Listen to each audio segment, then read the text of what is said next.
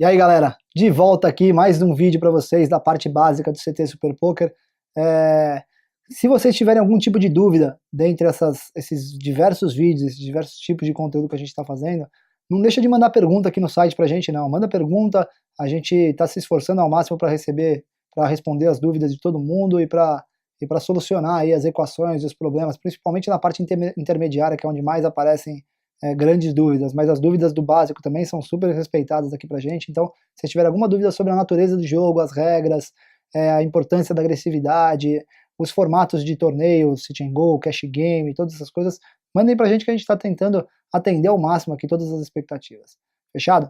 Bom, no último vídeo da parte básica a gente falou para vocês da importância das posições, certo? Do quão é importante você falar depois do seu oponente, o quão é importante você ouvir antes de falar, você ouvir antes de agir. Deixa ele falar primeiro, para você ver se ele acertou, para ver se ele não acertou, e aí daí para frente você consegue ter uma lucratividade muito maior jogando em posição, certo? Esse foi o conteúdo do nosso último vídeo. O que eu quero falar para vocês agora, mesmo eu defendendo que o poker não é um jogo de carta, que o poker é um jogo de pessoas, falando da importância da agressividade e tudo mais, eu quero dar um passo para trás e falar para vocês sobre a força de cada mão, a força de cada combinação de duas cartas, beleza? Matemáticos e estudiosos do jogo em geral, há muito tempo atrás, pegaram uma amostragem de mais de 1 milhão de mãos sendo jogadas tanto ao vivo quanto online, e chegaram à conclusão de criar uma tabela de EV, uma tabela de Expected Value, chama, ou seja, o valor esperado de cada uma das combinações de mão do Texas Hold'em. Então, quando o dealer começa a dar as cartas ali, você recebe as suas duas cartas, você olha e você vê par de as, as e rei, 7 e 3 de espada, 5 e 8 de copas, 9 e 4 off é naipes diferentes, né? Então toda vez que você vê um S, significa suited é mesmo naipe. E quando tem um ozinho do lado da escrita da carta, isso vocês vão achar em vários momentos na internet. Aí você vê lá, 9 e 4 com O do lado, significa 9 e 4 off, que o 9 de um naipe e o 4 de outro naipe. Quando você vê o S do lado, significa que é as, rei, S, significa que é as, rei, suited, são os mesmos naipes. As e rei de paus, as e rei de copas e por aí vai. Beleza? Então, esses estudiosos do jogo, eles chegaram à conclusão que dava para eles montarem uma tabela de expected value para cada uma das combinações que o poker conhece, que o baralho pode dar matematicamente para um jogador. Então o que acontece? Eles olharam essas mãos sendo jogadas em todas essa amostragem de mais de 1 milhão de mãos e criaram um valor esperado de retorno para cada uma daquelas combinações. Então o que acontece? Você pega lá o par de as. Eles chegaram à conclusão que o par de as, a cada $1 que você investir nele, ele vai te retornar 2,63. Nem sei se é isso valorizado, estou chutando, mas é um valor positivo. É o mais positivo dentre todas as mãos. Ou seja, ele tem um valor esperado maior. Você investe nele, ele te traz um retorno maior no médio e longo prazo. Não significa que no curto prazo ele vai te trazer o mesmo valor. Os mesmos 2,63, numa amostragem de 10 mãos, numa amostragem de 5 mãos, ou numa amostragem de 1 mão, você vai ganhar com ele. Mas significa que se você repetir aquele jogo com par de as, se você repetir a competição de par de as contra todas as outras combinações de mãos, ele vai te trazer um lucro no médio e longo prazo, um lucro maior do que qualquer outra mão. O 7-2 de naipe diferente, o 7-2 off, significa que a cada $1 que você investir nele, ele vai te tirar 0,30 centavos, 0,40 centavos, 0,50 centavos. Ou seja, ele é uma combinação de carta negativa, de valor esperado negativo. Você investe nele, ele te tira dinheiro. Ele não te retorna nem $1 que você investiu, ele te devolve só 50 centavos. Você perdeu os outros 50 centavos.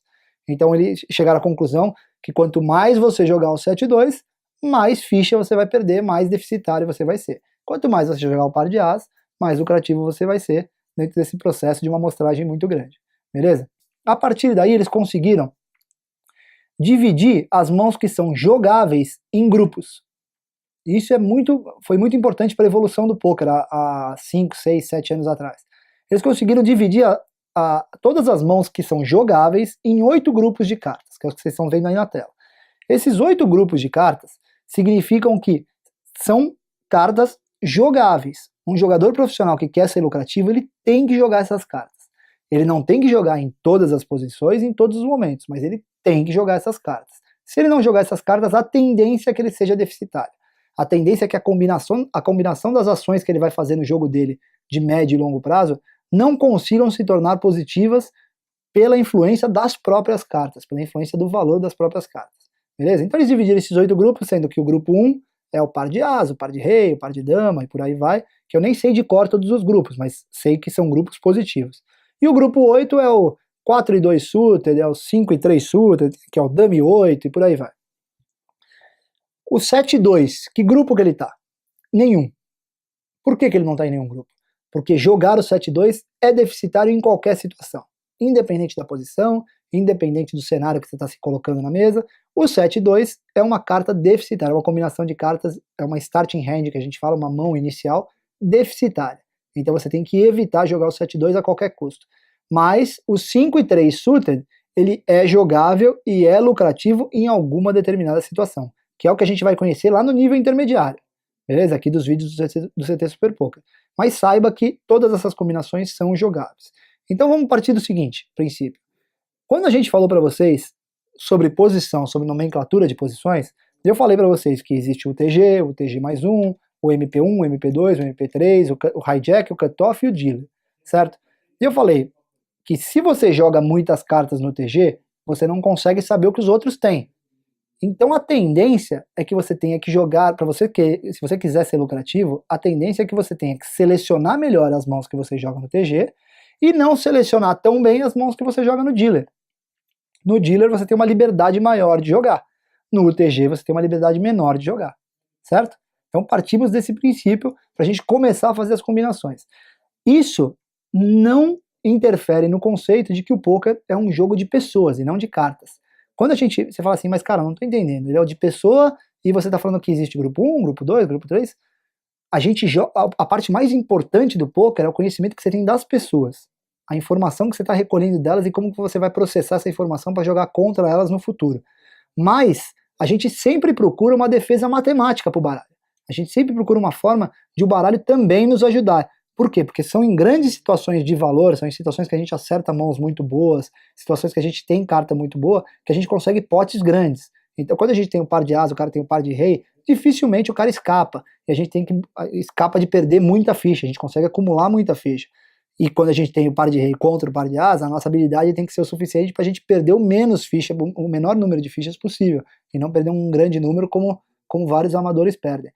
Então a gente procura uma proteção de cartas, a gente procura uma proteção matemática de cartas ali, que é derivada de um histórico, de uma ciência, de uma pesquisa. Mas o fator mais importante é que carta que aquele cara tem, como ele se relaciona com aquele flop, como ele se relaciona com aquele turn. Ele acertou, ele tá feliz, ele tá triste. Eu posso simular uma coisa para tentar ganhar o pote dele? Se eu simular agora eu vou cair da cadeira, porque agora ele demonstrou que ele tá muito forte. Esses são os cenários que a gente ganha mais no médio e longo prazo, que a gente consegue acumular mais fichas. Os cenários em que a gente não precisa apresentar as nossas cartas para ver se as combinações são melhores que as dos nossos oponentes ou são piores que as dos nossos oponentes. A não ser que de fato a gente venha com o jogo. Mas o par de as, por exemplo, que é o top da categoria, é o rei das cartas, ele vem uma a cada 220 mãos. E a gente não pode, um torneio de pôquer, que é a minha especialidade pelo menos, um torneio de pôquer a gente não pode esperar 220 mãos para jogar.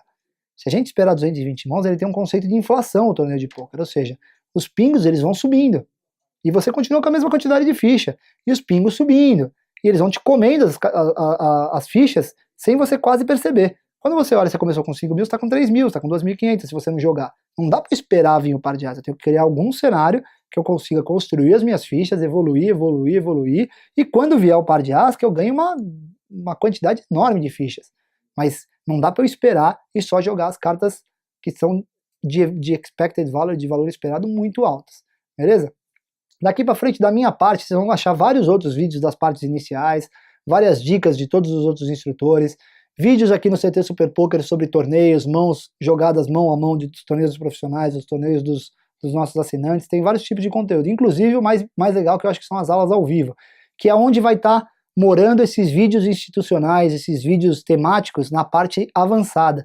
A parte avançada ela não vai ter muito vídeo aqui, como eu estou fazendo para vocês, a gente vai se resumir a vídeos básicos e intermediários, e os avançados vão ser as aulas ao vivo, então não percam as aulas ao vivo, se inscrevam nelas, que eu tenho certeza que elas vão ajudar vocês demais. Beleza? Então vamos embora, da minha parte aqui o básico finalizou, a gente vai entrar agora em níveis intermediários para que vocês consigam evoluir ainda mais no poker profissional de vocês. Beleza? Valeu, galera. Abração.